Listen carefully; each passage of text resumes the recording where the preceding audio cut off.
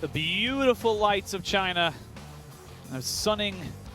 Don't need the sun to win. They just need to know exactly where the enemy laners are as they come into this game. They take the series 1-0 so far. But that was dominating. A very good series from Suning. They play towards their style. They throw in a little bit of spice with the Maple Corki going topside. The first top lane Corki that we have ever seen in the LPL. I'm pretty sure it's the only one we've seen so far. We'll get looking on that, hopefully to confirm, but not between us. We won't look at it. But yeah, it just ticks all the boxes for me. You have your base down, you have your spice just to make things a little bit exciting, and more of the questions onto Top Esports on how this roster is really going to shake up. But in the meantime, we have to give a lot of props to Weiwei. Oh yeah, man of the match, Weiwei. He was the unstoppable angry Viking in that, and it was just such a good combination with the Yuumi. I just have to say it every single time. It was like Ragnarok, final chapter, run. And if you think that's a I love you sign, that is not. That's a come over here sign being shown by Weiwei. That is not the face of mercy. Give me my money. You pay the jungle tax, all right? There's lane tax here.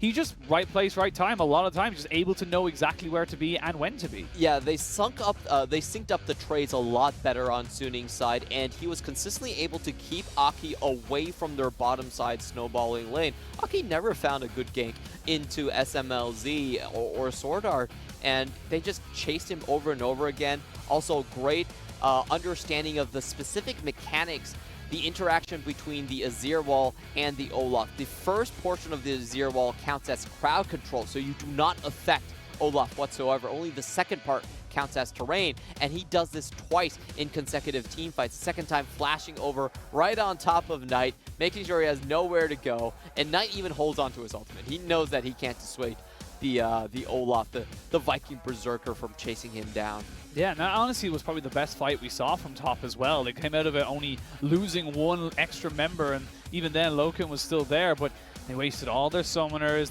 The fact that your jungler was able to 1v1 the mid laner, excuse me, it just spelled out the worst for the side of top. And yeah, it was a slow, methodical, but at the end of the day, pretty strong showing here from Suning. And top, they got to try something else. We said it for Victory 5 in our first series. We'll say it again for top. Even though you're top of the standings, technically, you got to try and innovate. You got to be better than that last game, because that wasn't very good. Yeah, I think that Top Esports actually purposely let the Yuumi through the bans because they thought they had a good cheese in the Volley Bear. But most of the time, what we see in most drafts is you really try to take away Yuumi. I was gonna say, it's like, you try to take that comp away. Usually, someone, if you go, all right, we can deal with the Yuumi, you get rid of the Olaf, or you go, we can deal with the Olaf. You don't give both, unfortunately, and I think they forgot that key thing, you know.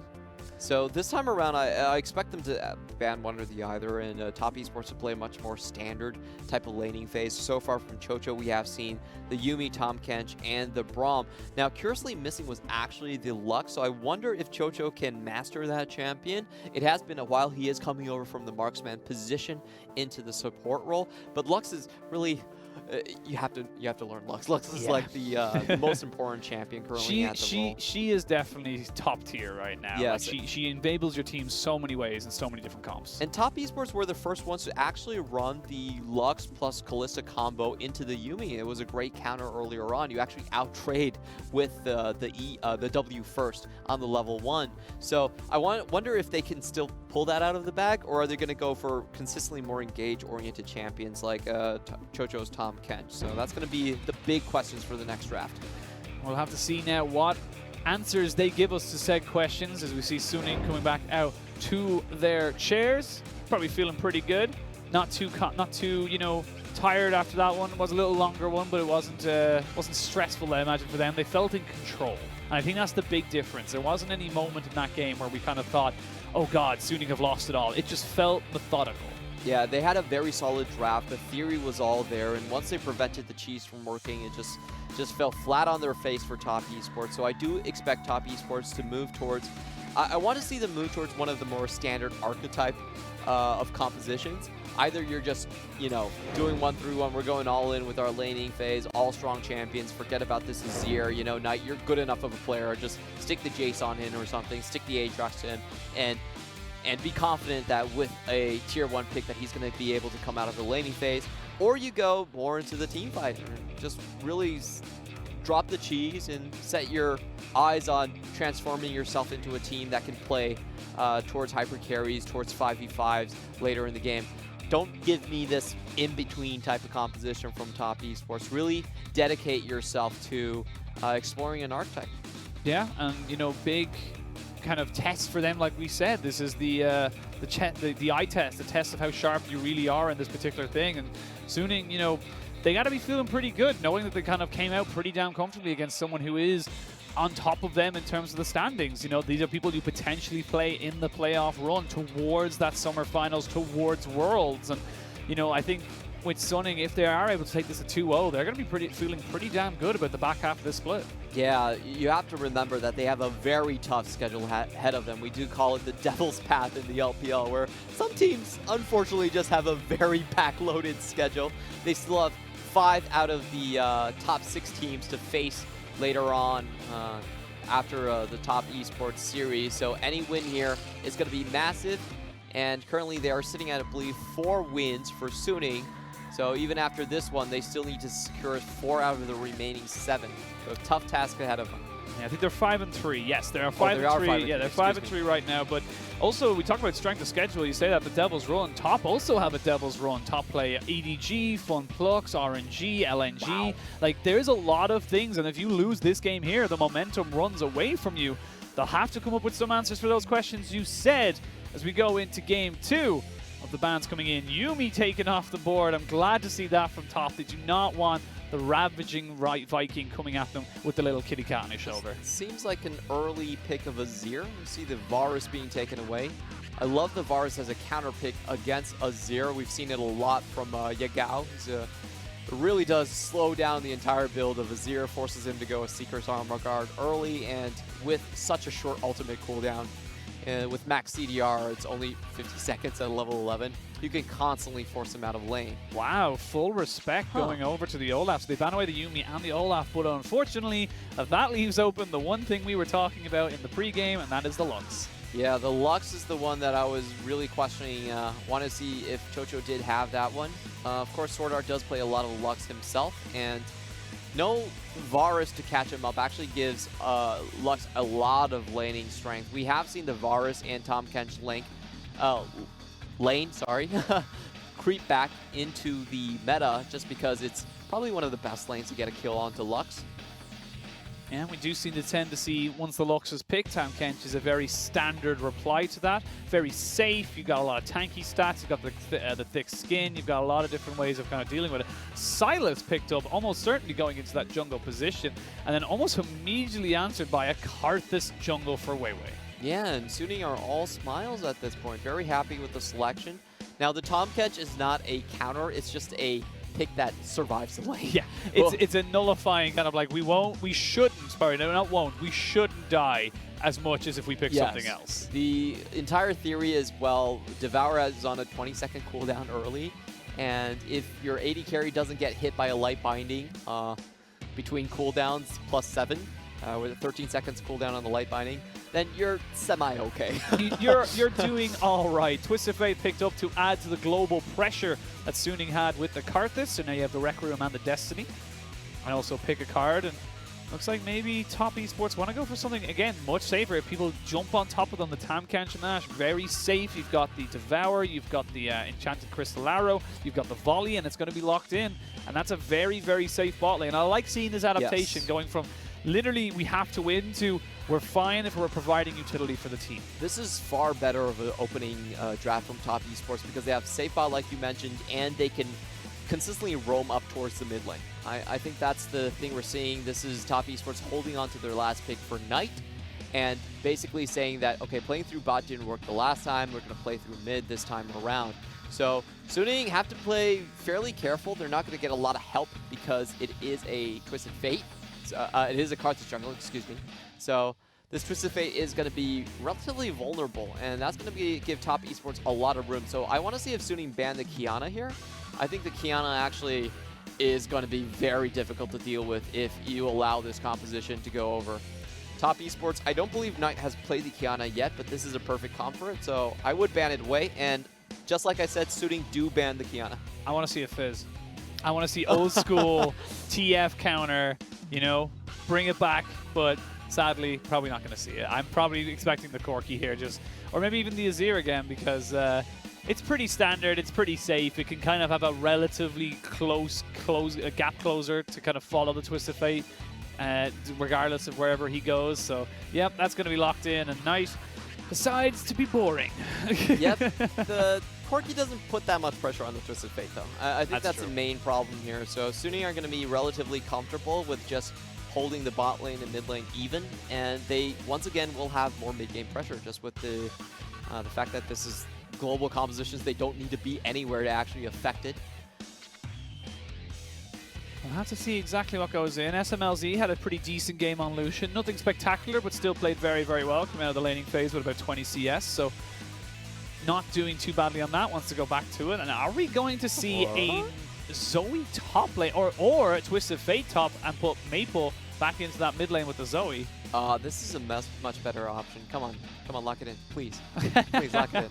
I doubt we're going to see this. Yeah, I was going to say, most likely going to be either Kennen or Neeko. Ends up being the Neeko going up towards that top side. Probably just the best blind pick champion at this point in the game. Neeko, we typically see it banned away by all comps. Very little answers to it. Viktor is the standard one, but Viktor is a very slow-going champion. Doesn't have a great win rate in the LPL, where pacing means a lot. But Moyu does seem like he'll just be locking that one in. Yeah, there it is. Locked and loaded. Viktor top almost certainly there. Can be the Corki top. We have officially seen it now. Yes. Corki top is still now a thing.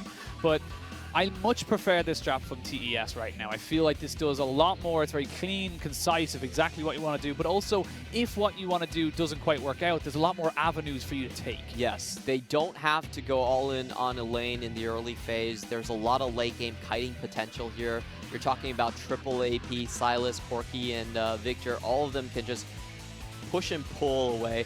But is Sunny... What? Okay, this is very interesting to see if Maple is going to go into the top lane role. Yeah, I was going to say, don't forget, they're solo laners now. I really don't see TF going into the top lane. That being said, Maple did play. Right. Yeah, Maple did play top side last time with the Corki. He did. So they might just be honestly like just trying it out, saying, look, technically we have a game in hand. Let's just see if we can keep this kind of like practice going for our two solo laners. Yeah, Corki, Twisted Fate. A lot less survivability in the top side of the map, so I don't really expect to see that one there. Well, has roam potential as well. Kind of has jungle and mid. That's about it. Where are you roaming to? Red buff. Anywhere else? I'm actually just scouting for vision. There they are. Cool. Do you ever do that? Do you ever see them like start Dragon or something like that and you just press TF ult and they kind of go, back away. That's actually a good combo though. Yeah. With the Karthus, you could scout for HP bars. Yeah, that's absolutely actually a smart thing to do. Used to do it with Nocturne ults as well. It's just like pop the darkness and they'd be like, where is he? And you're like, I'm not going anywhere. Just scaring you. The best play of TF ult I've ever seen is to pop Banshees. You can pop a team full of Banshees and then instantly engage on them. I have seen once or twice someone QSS at the very moment. What was it? I think it was like a TF card like hit them or something. It was a really weird interaction. It was an old bug basically where if you QSS, Destiny wouldn't actually work. Yeah. Even though it wasn't a CC. It was very strange. But ladies and gentlemen, enough with our ramblings. We are going to be jumping onto the Rift for Game 2 of Series 2 of Day 1 of Week 8. As that look at the majestic beast. He moves his leg? Yeah, that's the first time I noticed that. He swims. Wow.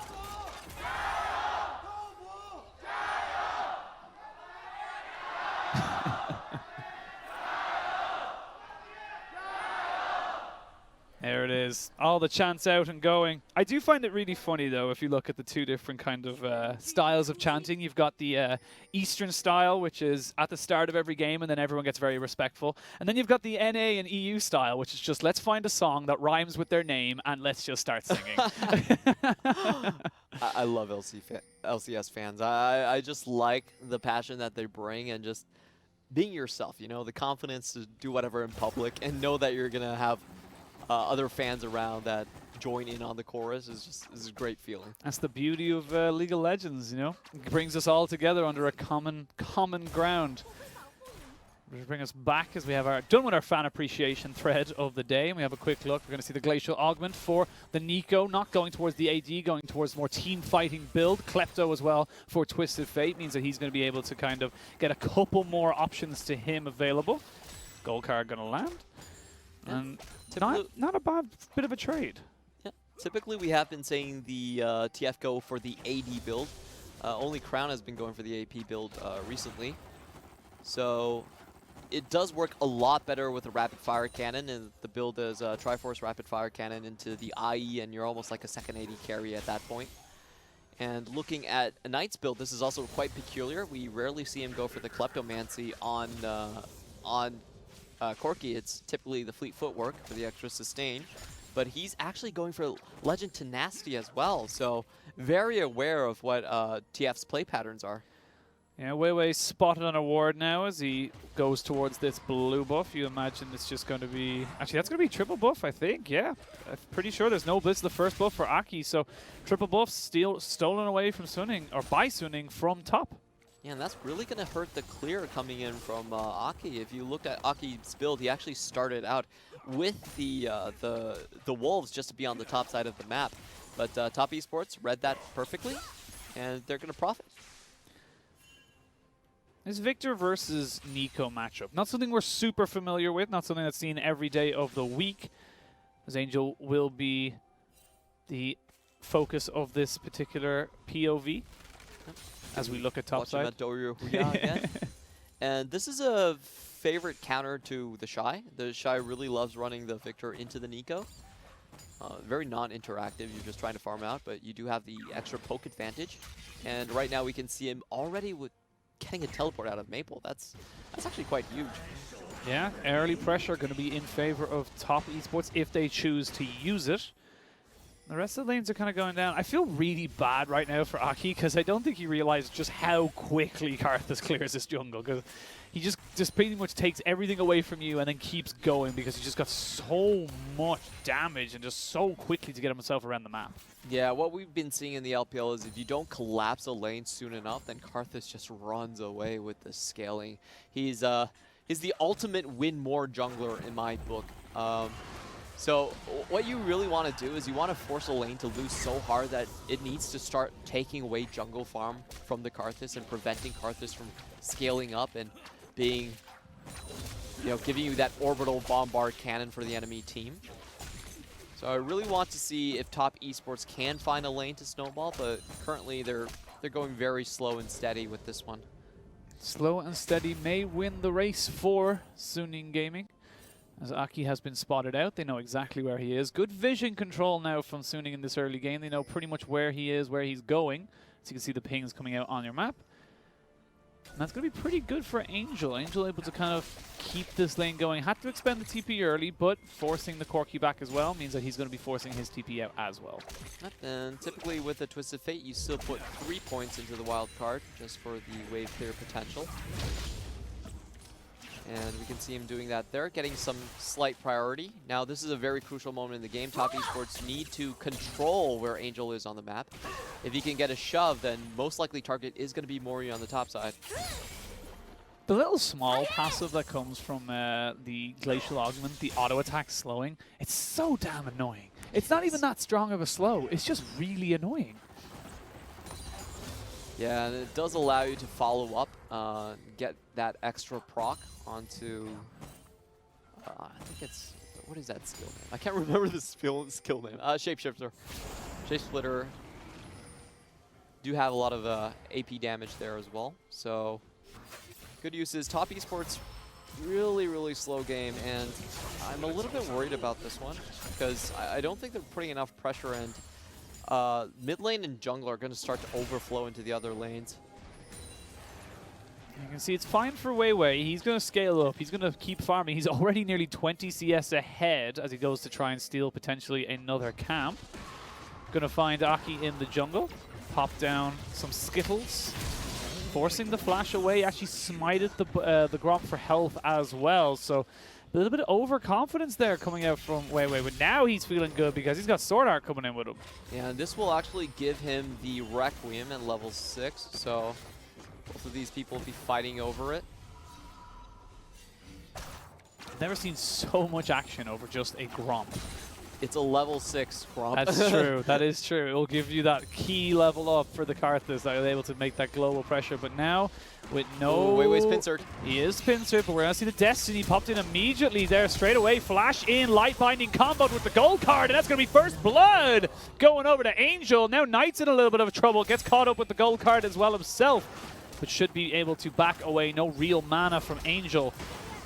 Level 6 has been hit by Weiwei, but looked so good for top. Unfortunately, the globals we talked about in the pregame, Angel able to put himself in a much better position than Knight was. That was really cool coming in from Angel. You rarely see the just like 12,000 distance gate. It's like, you know, this is gonna work. And it's been a while since we've seen a lot of TF. I know it's been in other regions, but for LPL, not that many Twisted Fates. So Top Esports probably forgot how damaging good gate Destiny could be coming in from a Twisted Fate. They thought they had the pincer, good flash from SwordArt as well to secure the kill, and I was surprised there as well. I didn't think that they would be able to take it. Good quick decision making as well from Angel, showing like, you know, the kind of, I would almost say like the kind of maturity, if you like, of someone who's been a veteran of this league to kind of go, yes, I know exactly how this trade goes and I know exactly how to play this. Very well played from him and able to kind of turn that, what seemed to be a dire situation, around and give the Karthus that little bit of breathing space to be able to pick up a kill for his mid laner.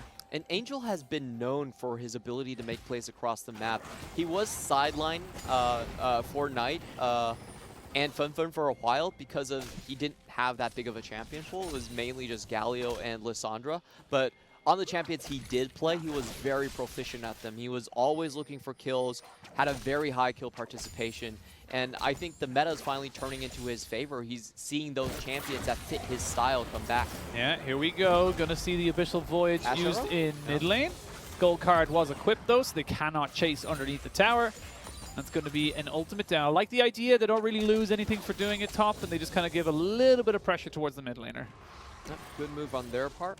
And just taking a look at the CS, we do see it's 22 on Weiwei already. Always want to keep track of how well Karthus is stacking in the early game. I want to see exactly where his Dark Harvests are as well, if you can. Unfortunately, we have to wait till it hovers over him for that particular piece of information, but so far, so good for the side of Suning. I don't think Top Esports are going to be too sad about the start either. Yes, they lost first blood, but it's not that big of a deal. They're farming up fairly decently, equal in the top side, pretty much equal in the bot side, a little advantage in the mid lane. The only real kind of problem right now is that Karthus. Yeah, this is going to be a long laning phase from both sides. No turret plating taken whatsoever at almost 10 minutes. That's one of a first for us. That's how evenly these lanes have been matched up. Now we'll see now. LokeN forced to use the heal. Takes a lot of poke damage there. And there's the ultimate! Oh. Requiem comes down as well just to make sure, but the final spark was all they needed. SwordArt picks himself up a kill on the bot side. Yeah, that was an interesting one being used by Weiwei, actually. I don't think he needed to use that Requiem, but he was just wanted to be I think he expected him to flash. Yeah. Like, he had flash available, and that's going to be a huge Infernal Drake coming over to the side of Suning. That's pretty detrimental to Top Esports. We're just praising them for maybe saying that they're not doing too badly, but that was a big boo-boo. First time I've heard the boo-boo on the LPL broadcast, but I'll get used to it. Mr. LEC. Got to come up with new words. Got to keep it fresh, you know? Oh, this is the gank we've been talking about. The flash has been used. Gold card lands. They do land the CC. Maple picks himself up a kill. 3 kills to none. And that means that Rift Herald's actually going to become an issue as well because they can't take it. They haven't got the pressure. Yeah, that was a really good gank coming in. And we were mainly talking about if mid lane gets free, top lane would be the one to pay the price. We see it right there happening with Moyu. So Aki now has to sneak away the Herald. He got stopped once already. There's a lot of time wasted. And there is a teleport on both Maple and Angel. So he needs to be really sneaky with this one. Should be fine. No real vision up top side or anything like that. So feeling semi-alright to take this one. As you can see, there's only the outside bush, pixel bush, that has a pink ward in it. There are pings going down on top of it, though. But I think that's more because they just don't know whether or not the side of Suning are actually coming for it. And it does seem like Aki will be able to take this one. And it's going to be a 3-0 for Suning early on. Now, looking at most of the the summoners, Suning almost have everything completely up. So they could continue to snowball either into the bot side or into the top side quite freely. I think Aki really needs to pressure this Twisted Fate more and try to at least contest. A lot of times you can roam the Tahm, just start the 2v2, and both Ashe and the Tahm Kench can help you out in the skirmishes. I want to see Aki go for those skirmishes. Like you said, the Tahm Kench, the Ashe, you've got a lot of setup, a lot of slows, a lot of protection. I want to see them go for something in this bot side, preferably. Or maybe get the Corki with the package and try go top with the Sylas as well. But they need to try and focus somewhere because, talked about it in our first series, no decision is still a decision, but just a really bad one. Top Esports will win the 2v2 in the mid and jungle, but they need to pressure it hard. This is a situation where if Angel doesn't feel any pressure, he's going to bring it to the rest of the map. He's going to spread it across and share it with everyone. So I like this Aki move, actually getting the Gate Destiny down onto Maple. Yeah, going to be able to try and go for this. Maple getting caught up, a lot of damage, but there's the Pop Blossom forcing the flash away from Aki. There's a flash from Maple, does have the Hextech GL but it doesn't matter. Moyu able to pick up that one, and they've got the Rift Herald to pick up all this lovely play gold from the top side. Great slow from Aki at the very end of it, making sure that they would be able to secure the kill. Like you're saying, first tower does go over. Now they just need to survive the Karthus. Oh, can they survive the Karthus is the question, as we see now. Good stopwatch there. SwordArt does tank up a little of that tower. Double TP coming in. The Corki and the Ashe both responding to that bot lane push, and that's going to secure first tower and all the trimmings of plates for Top Esports on the top side. Yeah, and this is actually going to be a relatively fed Aki. He's soloed that tower. Very rarely do we see most of the gold actually being given to the jungler at this point. That was nice as well when you get the extra little charge, just to get that extra damage. It doesn't mean that much at all, but it just makes you feel good. I always love a bit of gold. Everyone can use some change. Yeah. So we hit the 14-minute mark. Plates have fallen. It was pretty much in favor. I'm gonna go out on a limb and say that it was almost certainly in favor of Top Esports, who picked up the most. For sure. But they are still behind in gold. Those 3 kills, that Infernal Drake, there's still a lot of unseen advantages here for the side of Suning with those particular things. And we'll have to see now how do Top transition this. They made top lane work with a Destiny, and I suppose we didn't even talk about that. The Sylas into the Twisted Fate is actually fantastic because you're giving the Sylas a Pop Blossom, a Requiem, and a Destiny potentially. There's so many ultimates for the Sylas to really go with. This is the perfect playground for Sylas to really show his chops in. And what I'm really looking at is the final Spark, because that one actually has a very high AP ratio. It's a 1.0 AP ratio. And when you're going for jungle items like the Luden's Echo and whatnot, you're going to have a lot more AP than even the Lux will have. So that's going to be an interesting one to watch. Yeah, as we see 6-4. Actually not that big of a difference overall. As we see now, most of the gold did go over, like you said, to that jungle top duo. Everyone just backs away. Blue buff successfully stolen there by Weiwei. As they look to maybe go for something good. Collapse could potentially be coming down here. Here's a wall of pain coming in. They're just trying to go for something. Destiny comes out though, and the Aki's going to have to be eaten up, spat back out to try and get him away. But here comes the big team fight. There's 2 kills straight away. Requiem comes down, but it's only to soften everybody up. And 2 kills straight away going over the side of Suning. They're done with playing second fiddle to top. Yeah, that was an amazing teleport team fight coming in from Suning. Not double teleport, excuse me. There's only 1 Gate Destiny from Angel coming down, and they're going to secure this next Drake as well. Just faster on the trigger in most of these fights. LokeN.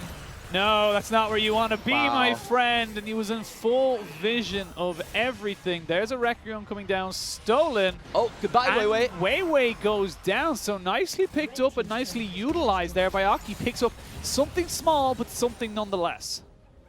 Still very critical in that pick. A good job by the rest of Top Esports to make sure that HP bar was low enough for the snipe. And this is the new Suning. Like, one thing Suning has been doing better than most teams in the LPL has been rotating in for team fights. They have great team fight anticipation, and when that happened, you could see everyone straight onto the board. They focus down their targets. They call it out very well. and they just win a lot of initial engagements. We've seen this with Smlz in the previous set as well. Smlz might be the first one going down, but with multiple teleports coming in, Suning still pick up the fight somehow. And a 3,000 gold lead now in favor of Suning. Got themselves 2 dragons. Ocean Drake going to be stacking now as the second one spawns as our 3rd Drake of the game in about 4 minutes time. This is a key turning point for top esports. Their solo lanes are going to be able to start split pushing, and they're going to be able to transition to the 1-3-1 with Tahm, Kench, Ashe in the mid lane. So a very strong composition, very difficult to shut down. You often need to send multiple members to a side lane to stop it from pushing, but at the same time, top esports can match with the Abyssal Voyage. So I feel like Suning, what their next steps are trying to catch top esports in transition, trying to catch them when they're pushed maybe a little bit too far forward, and at the very least, keep constant tabs of where Chocho is. Chocho is the key to unlocking this game for the side of top esports. Because everything just kind of calms down now, and I think this is going to be a game of big team fights, as neither side going for those kind of like, I suppose, split push builds with either the Viktor or the Neeko, both going towards those big team fight AoE, burst someone down builds. So we'll have to wait until the next objective shows themselves to really see how both these teams want to work it. Whoever collapses better is going to take this game. There's going to be a lot of side lane split pushing, but top esports should have the advantage in this one. And despite the gold lead, I actually favor them more after the 20-minute mark. I think they're going to be able to continue to keep this map pressure, just like that. You can continuously try for that. And because of their side lane control, they're going to have a lot more chances to do collapses like that. Yeah, sadly, SwordArt's Final Spark only going to tickle the Corki now. They don't really have to be super afraid of any kind of crazy engage. That's a good light binding, though. Maybe able to dissuade any kind of further push. Bot lane and top lane pushing in favor of Suning as they look to try and 5-man this mid lane. Or maybe we don't even need an objective. Maybe we just need straight up team fight right now. Gold card lands, so does the light binding. They may look for the fight right here, right now. Requiem comes down, and that's going to be enough damage onto Aki. He's the first one to fall. That was a nice combination of CCs, and they find themselves the pick. Really good find by the light binding on the right side. Able to lock him down, and there was no stopwatch to be used by the jungler. They successfully ward off the push coming in. And if you look at how the map is fluctuating, this is what we'll see constantly over and over again. Top esports is going to be the first one because they have the side lane pressure. And then you'll see Suning flood in afterwards, after they push out the lanes. Very solid catch right there coming in from SwordArt and Weiwei. We still only use about 2 ultimates in that last exchange for Suning as well, so not feeling too bad, but summoners are going to be available in the next fight, you would imagine, which will most likely be at this Ocean Drake. So the red buff is stolen by Smlz. Karthus pushing up on that top side, and starting to turn up the heat here from Suning, starting to see them kind of really push the buttons, push forward and kind of say, what are you going to do about it? You know, we're not going to let you just stand here. You have to outplay us. And just watching that again, it was actually a very good initial start of the fight. Great death ray, but then the light binding tags onto Aki. Culling goes down. 3 ultimates, making sure that Aki dies on the spot. And Suning are able to keep their mid lane tower up even longer. I think a key thing in this matchup is Smlz has been able to hold down mid lane priority against LokeN. He's very far in CS, exactly 40 CS lead. This is the big fight we were talking about. 4 seconds till that Ocean Drake spawns. It's more just a battle of principle than it is anything else. Plus, you want to try and deny as many Ocean Drakes stacking from that Karthus as much as you possibly can. Just gives him an infinite amount of mana regen as we go later and later into that game. Smlz just playing keep away with the bot lane of TES. Now the side of the TES have rotated towards this dragon. They haven't started it just yet. Tensions are high between these two teams. This could be a pivotal moment for both these squads. This fight is... I think top esports actually can push in for this fight. They have very strong catch potential on the sides. If Suning try to flank them, it will most likely be a crystal enchanted arrow straight into a kill. So instead, Top Esports, instead Suning are trying to just push out. Great Mikhails. Great Mikhails there. Looks on the money there, and that's a Lash Hour down. There's the final spark used. They're going to be able to see everybody over that wall now because of the Hawk shot. Bot lane, TF is still going though. They need to make a decision. There's the Destiny to see where everybody is. He's going to push up and then peace out, you would imagine. Yep, there he goes. Now he's back with his team, and that means all of a sudden there's a numbers advantage now for the side of Suning. As I said, there should be a numbers advantage, but the rest of Suning have decided to go top, so they will get an objective off this regardless of results of the team fight. Yeah, I like this call from Suning a lot better than heading straight for the Dragon fight. I think it's so risky going into the Drake fight against the amount of engage that Top Esports actually has. Instead, they're just going to trade for the surefire objectives and still hold on to lane priority across the map. Bot lane, someone has to deal with that. Mid lane, because Lucian didn't have to go into River, someone has to deal with that. And that just gives them an extra back and actually further snowballs the next minute into Suning's favor. So, you know, just take the assured wins on the map. This is something that I feel like a lot of rookie teams don't do very well, but Suning is displaying how you make these calculations. And this game feels a lot closer than the last. Yes, it's a 4,500 gold lead to Suning, but at the end of the day, you're against a Corki and an Ashe. You've got so much engaged potential and just kind of general poke with the volleys and the, you know, the phosphorus bombs and the missiles. And then as well on top of that, there's just so much damage from both sides. Both of them have 2 APs and 2 AD carries effectively, or 2 AD damage dealers. You've got so many options to come out from this side, and I really want to see an explosive team fight, but I feel with the amount of damage, it's just going to be blink and everyone's dead.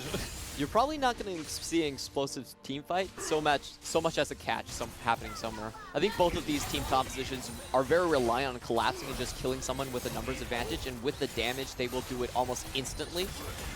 So what you're seeing is most likely that TF is going to roam into one of these lanes, instantly pop someone, and the same can be said for Top Esports, because with the damage on the Death Ray and the Corki, they can do the same thing once they have a roam advantage.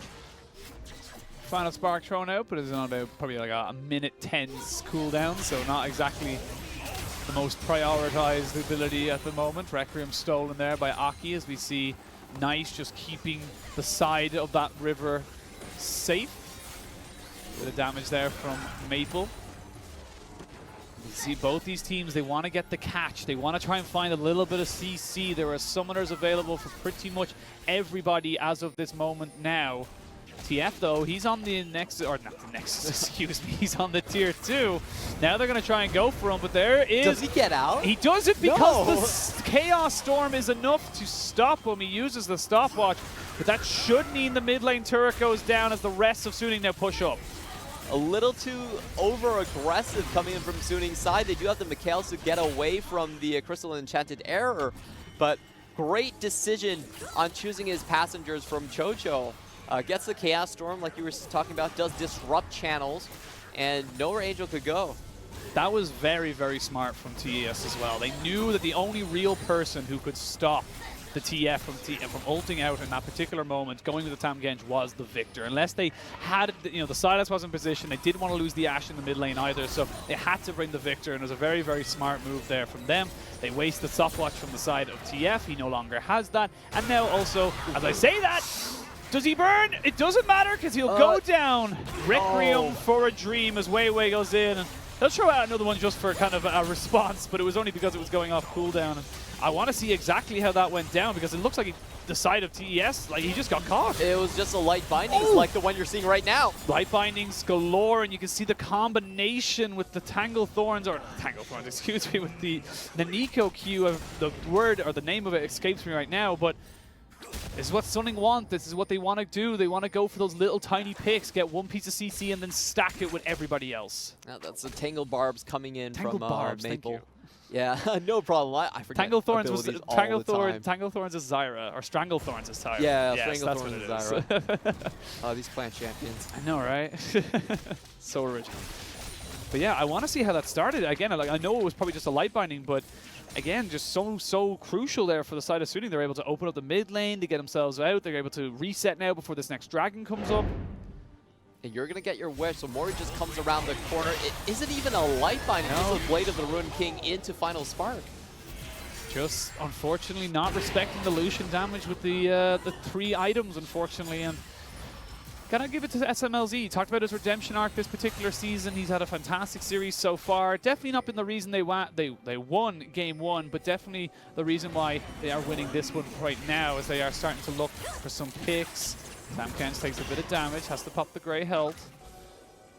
He's going to try and keep himself going. 30 seconds till this Infernal. The side of TES do not want to give this up. They want to level the playing field. Oh, good sidestep there from Weiwei. And that's the go button. They know where it is. Destiny has been popped. There's the gold card. They're only going to be able to find the tankiest member on the side of TES. They do take him down. Chaos Storm has been used, but I think that's going to spell the end of this team fight for the side of TES. Or do they want it right now? They have got Neeko. Neeko has Pop Blossom off to the side to the right. They need to be so damn careful. This could be huge for the side of Suning. He's still unspotted. Smlz, I'm sorry, Maple waiting for his position to go in, and Here there we we go. Requiem with the Pop Blossom is just huge damage. And that's going to be the Sylas Pops. Knight will be seeing him in the gray screen as well. And Suning are running for the Baron. Yeah, Knight just not wanting to admit that they're beat at the point, stays around, and they're going to lose even more for it. The Baron's going to go down to Suning. Massive props there to Maple. Just made the absolute 100% right call. You can see the pings going down. They know that this Baron is going down. They've pretty much lost it, but they need to get some kind of consolation prize. But SwordArt, he might just try steal it. No way. No way he gets that. The jungler is down for Maki. It's actually the Neeko. Excuse me. I've been baited by that too many times.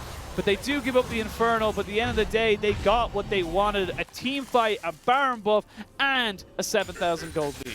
Yeah, once actually 9,000, excuse me. It's a lot more than we imagined, and this is the average amount of gold that Suning gets from a single Baron buff. We saw that at 3,500.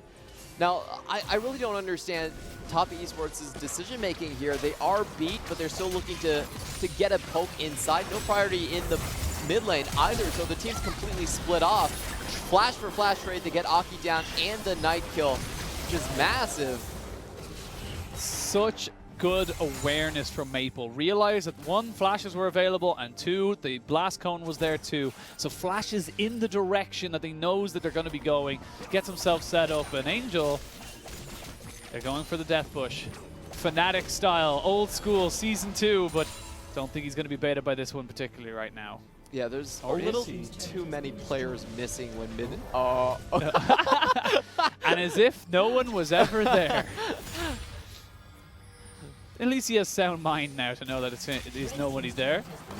As we see the bot lane tier 2 going down, mid lane tier 2 went down as well. Maple going to try and jump in now on top of Knight. Will get the stun, a lot of damage. Final spark used to put him down to below half HP.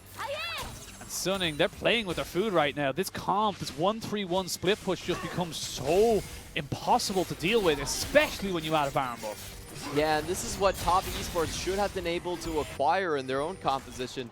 Right now with the Baron buff, Suning are free to move to any which lane they choose, and they also have double globals to help in. So the way you can do this is once you're pushed far in enough, you can actually use the gate to get from the bot lane turret around to the top lane tower area. That is possible now that Angel is level 16. Yeah, ooh, good flash, good respect there from Angel. Knows that he's probably not going to be able to get out of it if he starts TPing with his Destiny, but that doesn't matter because right now the Corki had to use the package to get back into the mid lane. The base is broken, and Suning are knocking on the door of a 2-0 against Top. And here's the fight Top Esports is forced to take. They can't go back any longer. Yeah, they have to go now or they lose too much. There's the culling, there's the Requiem. The signs are all saying go for the side of Suning. The flashes are burned as inhibitors go down. And that's going to be the sign for Suning to go, we have got what we wanted. We don't need to overstay our welcome. Let's just reset, get those lanes going, get those items back into our pockets, and come back to end this game. Yeah, a little unfortunate for Top Esports, not able to get an initiation when they still had their tower up. And it just seems like a rinse and repeat for Suning at this point. Suning, they want to keep the tempo going. They don't really want to let the side of TES rest. There's 4 people on this bot side. Good vision from TES as well along this bot jungle. But it doesn't matter because you just haven't got a chance to really catch this TF right now. That was some insane spider senses from Angel, actually. He did not see the 3 people collapsing on him, but backed out at the same time nonetheless. Oh, and they're going to switch it up. Yeah, no, they're not even going to switch it up. They're just going to send everybody towards this top side. They know they can get this inhibitor turret because the rest of TES is defending top side. There's 3v3, and I don't really think a 2v2 you win this. Unfortunately, for the side of TES, they're going to lose that tower. You've got to feel. Not quite yet, but it was very, very, very close. And I like the calls there from the side of Suning. They knew they had the pressure, they had the tempo, they went for the play. Yeah, just straight teleport into the bot side, counting the members onto the top inhibitor and knowing that they would get a lot of damage here. Good zone from Weiwei. Top Esports really needs to engage. They have the LokeN Crystal Arrow, Enchanted Arrow, but they also have the Mikhails to deal with, so maybe the best idea is actually to initiate on the likes of Maple and Angel on the bot side. Well, that's the thing. You've got two Banshees and Mikhail's Crucible. You have so many ways of getting away from this, you know, this one kind of stop engage, and then after that, like, yes, you could have the Sylas go in, but at the same time, he's just so squishy, he'll die instantly, or at least have to use the Sonya's, and then they can just reset. There's not a huge amount of options right now for the side of TES, but they gotta find something. Too many members can take the Enchanted Crystal Arrow to the face on Suning's side. Double Banshees, Mikhail's already in place. The honest answer right now is to try and put the Enchanted Crystal Arrow onto SwordArt, because you cannot Mikhail's yourself while you are stunned, so you do not get the same benefits.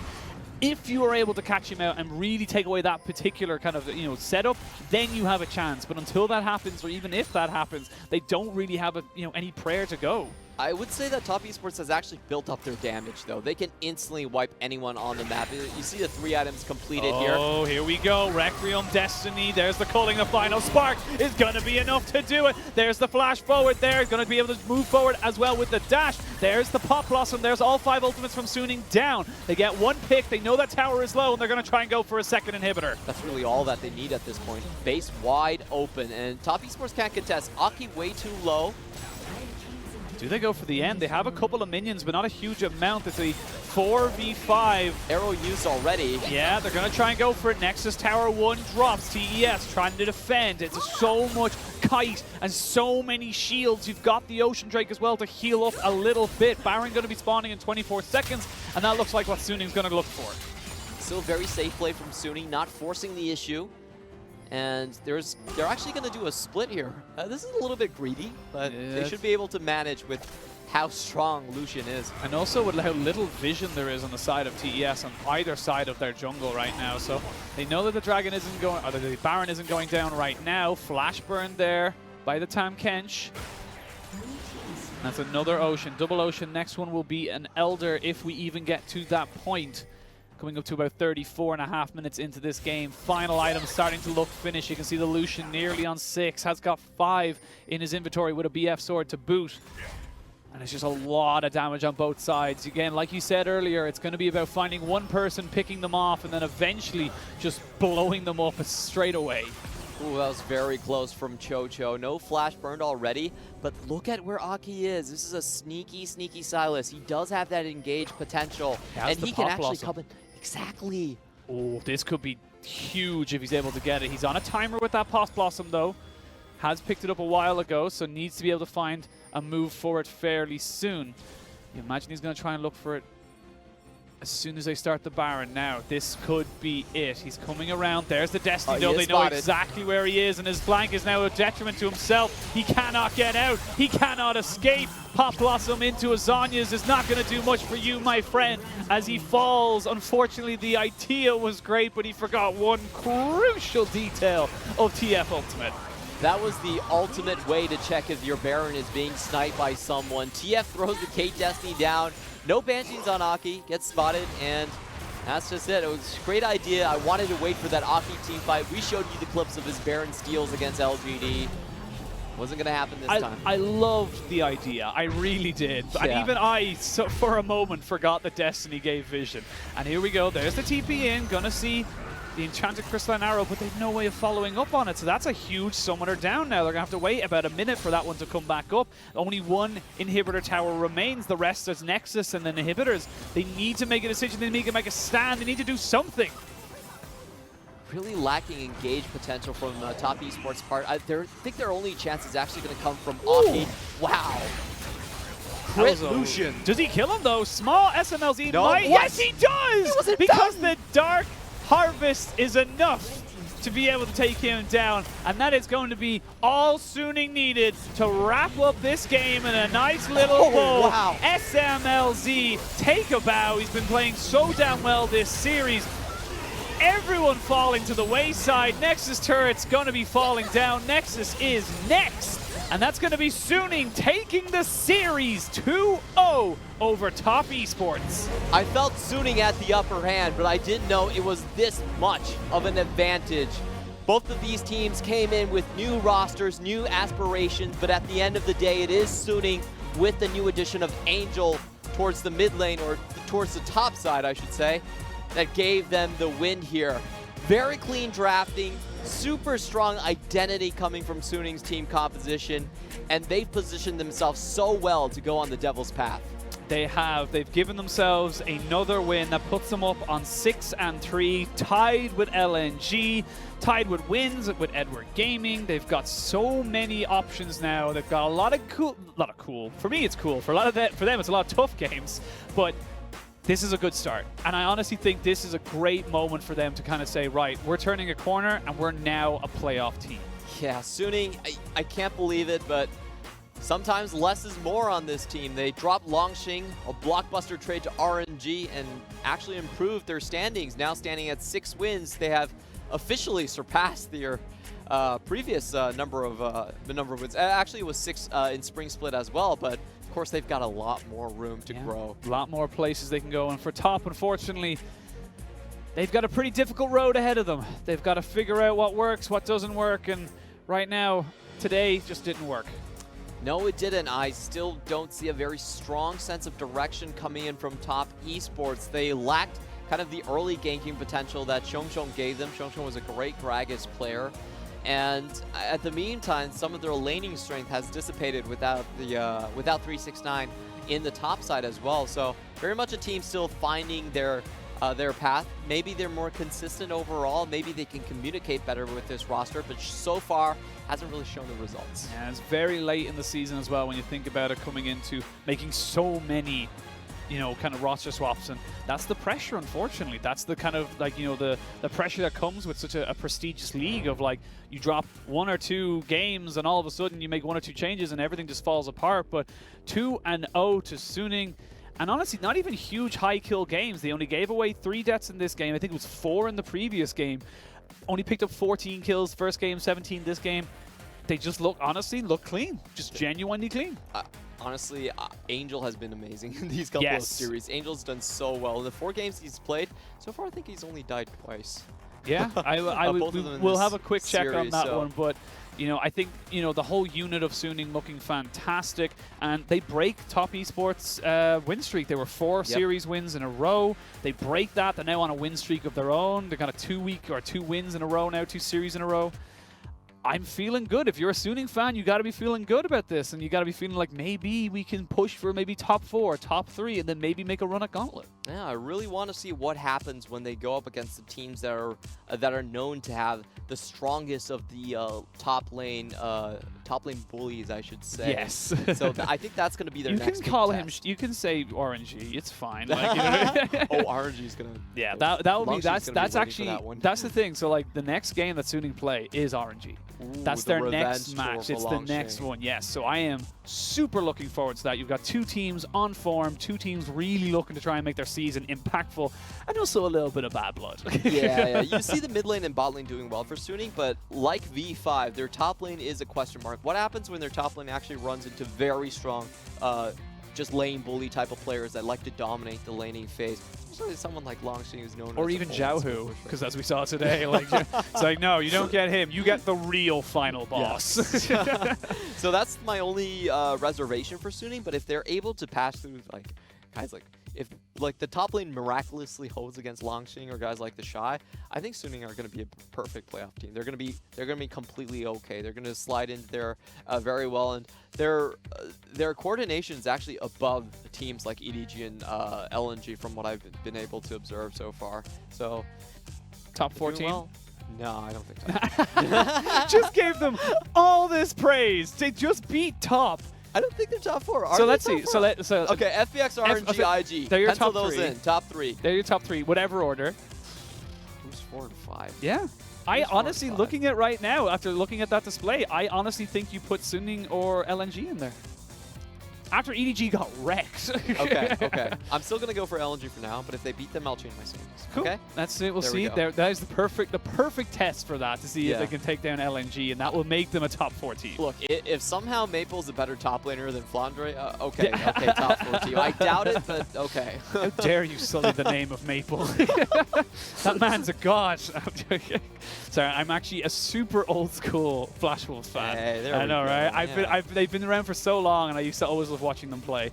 But I used to always pick a team from each region. Sadly, my team from LPL years ago was Rogue Warriors. They lost their entire roster, and I was like, I'm very sad. Still Oh, they're okay. there. They're 13th there. place. They're physically in the league. Don't But give up my now. feelings are hurt. Yeah, Rogue Warriors is just unfortunate that they have to give up so much, but you know, hopefully they'll rise to the occasion. And just looking at the rest of the standings right now, it's so jam-packed. A lot of matches still to be decided. A lot of people stuck on 6. 6 seems to be the one where everyone is really vying to get out of the group for. Yeah, you magic get past number. 6, you get into the top 4 contention. Yeah, I think that's a big thing as well. Like, and I think we talked about it a little bit as well. Just the fact that, you know, you get closer and closer to that playoffs bit, and as I said, a bit more congested. And it's like Only today, 4 weeks left. yeah, only a couple more weeks left. We only go to week 11 as we look into it, but you know, today 2 very convincing wins from RNG and from Suning. I think they're both feeling pretty damn happy about that. The lion does roar, and its bite isn't too bad either.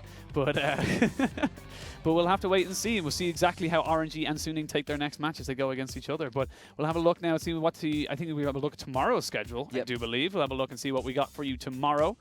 And coming up on our screen potentially. I'm not quite sure. It's my first day. Don't bully me. Okay. There it is. Okay. So we got a battle for the wooden spoon, which we call in rugby, which is basically They're not quite. they're not quite the wooden spoon, but I think Wold BG locks it down, Warriors so. versus LGD, and then we've got BLG versus WE. 2 teams.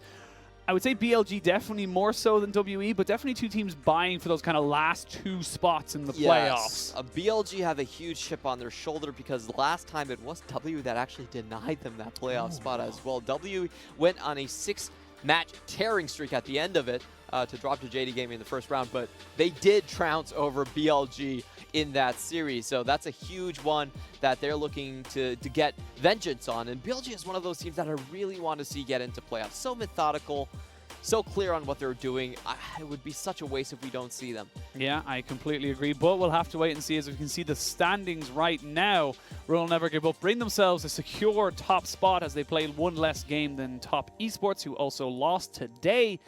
Invictus Gaming crawling back up there. Oh, Everyone boy. kind of left them out, and all of a sudden they're looking a bit scary again. Took down FBX. They've got a couple more games in front of them that they may be able to kind of turn this season back into top 2. They took this. They started this series 0-2, and everyone started losing faith. Rookie was gone out, but now the whole squad is finally together at week 6, and they're making a strong run for it. Invictus Gaming, of course, are Spring Split champions, so they're sitting plenty on points. If they can just make 2nd place, that should almost, like, I'm pretty sure that would just be an auto qualification. I'm almost certain if they get second, Yeah. if they get to the final, they're guaranteed minimum Yeah. 2nd seed because they get 90 points, and then I think in the next one they get 90 points for getting 2nd as well. So there's no way they would be able to not get it. But we are going to look at towards my favorite match, which is the match of the week, which is going to be Royal Never Give Up versus LNG Esports. And you can tell LNG, they're also on a little bit of a hot streak. They're kind of doing okay. Like, you know, they're definitely surprising a lot of people. Ex-Snake Esports now coming up against the terrifying new look on RNG that just kind of seems to have turned on and said, all right, cool, we're on playoffs mode. This is going to be a inspection on each of their careers because they actually came out in the same year in 2015. Both of them became pro then, and I remember the discussion back then in the LMS, like both junglers coming up at the same time. There's a lot of teams that wanted SOFM, but eventually did choose to put his stay onto Snake. One of them known as just the the super aggressive Lion King of the LMS, the Rengar player going for kills all over the map, and the other one was known as a super sneaky Lee Sin player just from the get-go. And it's great to see their journey so far and to see them finally match up in the same league. Yeah, I'm very excited for that matchup. I'm very excited to see how this entire league pans out, because all of a sudden, like I said, we're getting congested. We're getting teams who have to kind of rely on game score. It's no longer about your series score. It's about kind of turning around and saying, like, well, actually, I got more 2-0s. Yeah, we got 2-0s here, and then we got 2-1s here. So we won a game. Even though we lost that series, we took a game here. So it's getting tight. It's getting very, congested. It's like a metro station in there. Like, everyone's just kind of piling in and seeing what happens. I can't believe we didn't actually expand our playoff slots. We are one of the only leagues to go to extra playoff spots and not change anything about the playoff berth. It was, you know what, 16 teams, still same 8 spots, only 50% of them get in. And next year it's going to be an even further expansion. So, oof. Got a lot of teams, got a lot of things to do, but, we'll have to wait and see. And I think I've been told to throw it off. I'm not entirely sure, but I'm going to wait for 2 seconds to get confirmation that we are actually ending the broadcast, because you were talking and I couldn't hear anything. Oh, sorry. And I think they also spoke Chinese, but I don't mind staying here. we don't mind staying with you guys. You guys are great. And but yeah, I'm going to go ahead and assume that we can throw it away, because I haven't been told anything else. So, but thank you to... Yes, I just got confirmation. Thank you as well. Thank you. Thank you to everyone who tuned in today. Thank you to our production team. Thank you to a Dominion production, of course. Thank you to Clement for guiding me on my day one throughout the 2-0s that we had today. And thank you, beautiful people, for watching us today. And we'll hopefully see you guys very, very soon.